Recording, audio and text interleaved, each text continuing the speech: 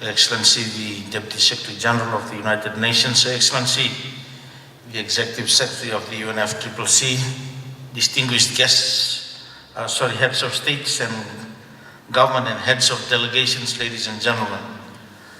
It is my pleasure to report back to you the highlights from the first Partnership Day.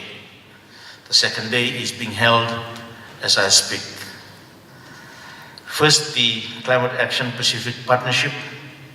This is a coalition of various stakeholders, including parties and non-parties, from all the thematic and cross-cutting areas. The partnership was established in July 2017 and is organized under the umbrella of the Marrakesh Partnership to provide a platform to exchange ideas and discuss solutions to increase climate action. The United Nations Deputy Secretary General in her statement yesterday recognized the Pacific Partnership as a new catalyst for the Marrakesh Partnership for global climate action. On the Sustainable Development Goals, views were expressed in the several sessions on the need to link climate action with SDGs. The Mayor of Penang Island, in sharing her experiences, highlighted the need to transfer and localize the implementation of SDGs in cities, which could result in enhanced resilience and effective responses to climate change. Creative and innovative ideas integrated into business practice were also presented as a vehicle to advance the climate change agenda.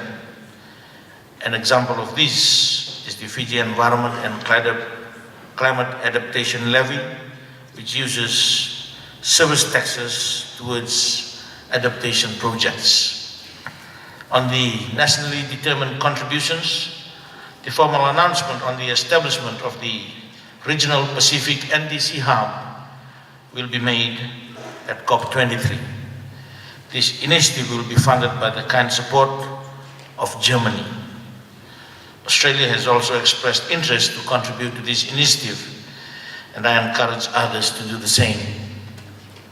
I thank Germany and Australia for their early support.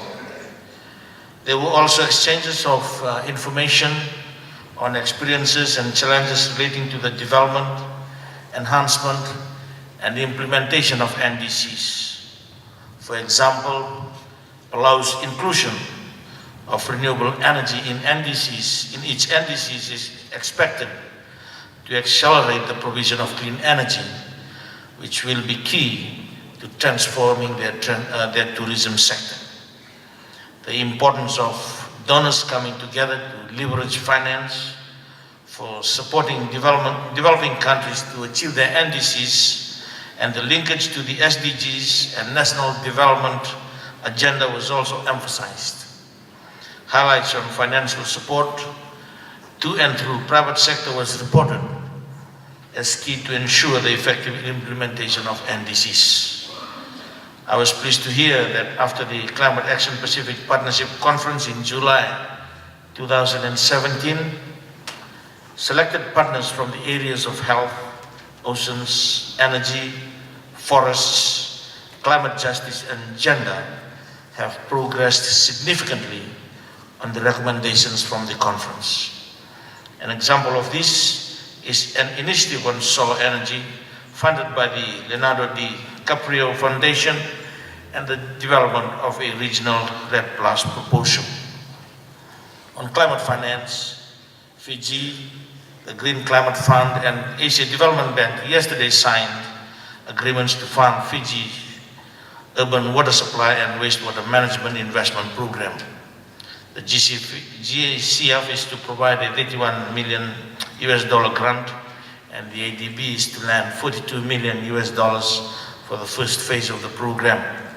This is the first GCF finance for Fiji.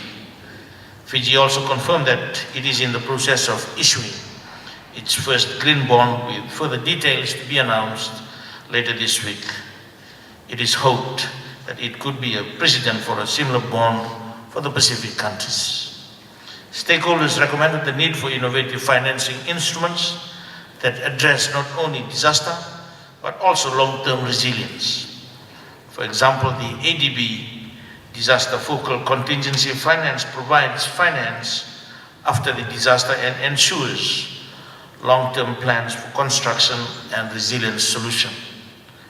Another innovative example is the use of national development banks as country funds, as bottom-up sources of finance. There is also a need for innovative solutions and bankable projects to attract private sector finance. Some observer constituency groups and intergovernmental organizations highlighted the need to increase the level of ambition of current and new NDCs.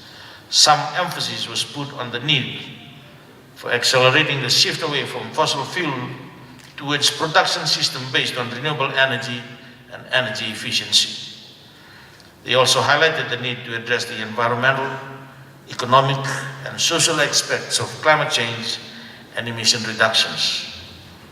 Simultaneously, some constituencies emphasize the importance of oceans and fisheries in regards to climate change.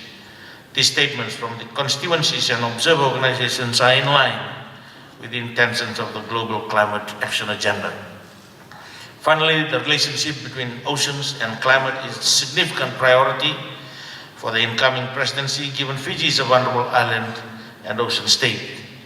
Yesterday, with a view to seeking support, Fiji had a soft launch of the Oceans Pathway Partnership that will be formally launched at COP23.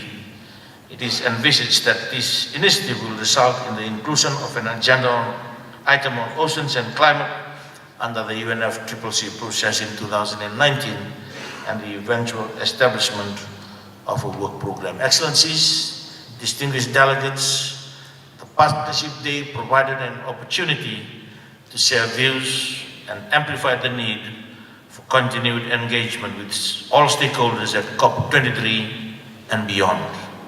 I would like to echo the sentiments of the Deputy Secretary General on the need for a grand coalition. We need the support of all stakeholders, parties and non-parties, cities, subnationals, businesses and investors for immediate climate action. We have to be united for climate action, further, faster, together. Binawal.